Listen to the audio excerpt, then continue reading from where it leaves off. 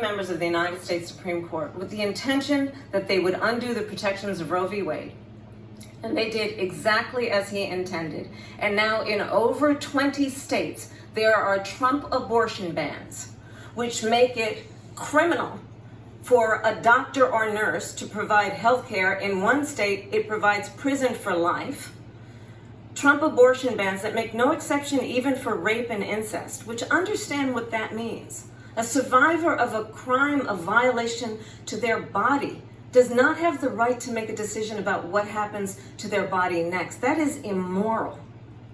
And one does not have to abandon their faith or deeply held beliefs to agree. The government, and Donald Trump certainly, should not be telling a woman what to do with her body. I have talked with women around our country.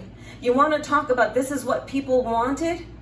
Pregnant women who want to carry a pregnancy to term, suffering from a miscarriage, being denied care in an emergency room because the healthcare providers are afraid they might go to jail, and she's bleeding out in a car in the parking lot. She didn't want that. Her husband didn't want that. A 12 or 13-year-old survivor of incest being forced to carry a pregnancy to term. They don't want that.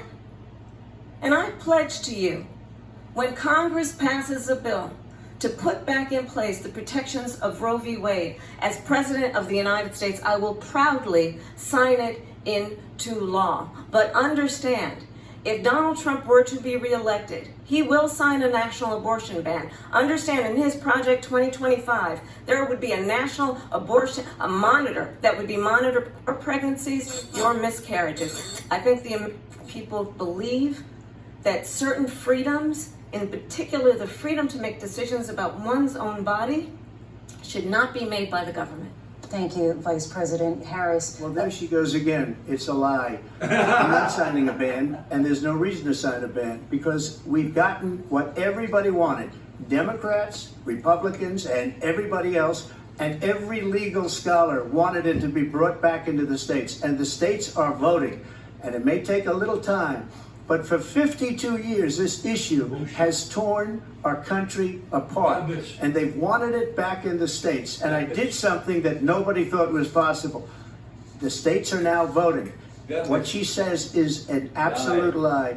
And as far as the abortion ban, no, I'm not in favor of abortion ban, but it doesn't matter, because this issue has now been taken over by the states. Would you veto a national abortion ban if it came Well, I to your won't desk? have to, because again, two things. Number one, she said she'll go back to Congress. She'll never get the vote. It's impossible for her to get the vote, especially now with the 50-50, essentially 50-50 in both Senate and the House. She's not going to get the vote. She can't get the vote. She won't even come close to it. So it's just talk. You know what it reminds me of? When they said they're going to get student loans terminated, and it ended up being a total catastrophe. The student loans, and then her, I think probably her boss, if you call him a boss, he spends all his time on the beach. But look, her boss went out and said, we'll do it again. We'll do it a different way. And he went out, got rejected again by the Supreme Court. So all these students got taunted with this whole thing about this whole idea, and how unfair that would have been. Part of the reason they lost, to the millions and millions of people that had to pay off their student loans. They didn't get it for free, but they were saying it's the same way that they talked about that they talk about abortion. But if I could just get a yes or no, because your running mate, J.D. Vance, has said that you would veto it if it did come to your desk. Well, I didn't discuss it with J.D. In all fairness, J.D., and I don't mind if he has a certain view, but I think he was speaking for me, but I really didn't. Look, we don't have to discuss it, because she'd never be able to get it, just like she couldn't get student loans. They couldn't get student loans. They didn't even come close to getting student loans. They taunted young people and a lot of other people that had loans. They can never get this approved. So it doesn't matter what she says about going to Congress. So wonderful, let's go to Congress, do it. But the fact is that for years they wanted to get it out of Congress and out of the federal government, and we did something that everybody said couldn't be done. And now you have a vote of the people on abortion. Vice President Harris, I want to give you your time to respond, but I do want to ask, would you support any restrictions on a woman's right to an abortion? I absolutely support reinstating the protections of Roe v. Wade, and as you rightly mentioned, nowhere in America is a woman carrying a pregnancy to term and asking for an abortion. That is not happening. It's insulting to the women of America. And understand what has been happening under Donald Trump's abortion bans. Couples who pray and dream of having a family are being denied IVF treatments. What is happening in our country? Working people, working women who are working 1 or 2 jobs, who can barely afford childcare as it is, have to travel to another state to get on a plane sitting next to strangers to go and get the health care she needs. Barely can afford to do it, and what you are putting her through is unconscionable. And the people of America have not, the majority of Americans believe in a woman's right to make decisions about her own body, and that is why in every state where this issue has been on the ballot, in red and blue states both, the people of America have voted for freedom. Vice President Harris, Excuse me, I have to respond. Another lie. It's another lie. I have been a leader on IVF, which is fertilization. The IVF, I have been a leader.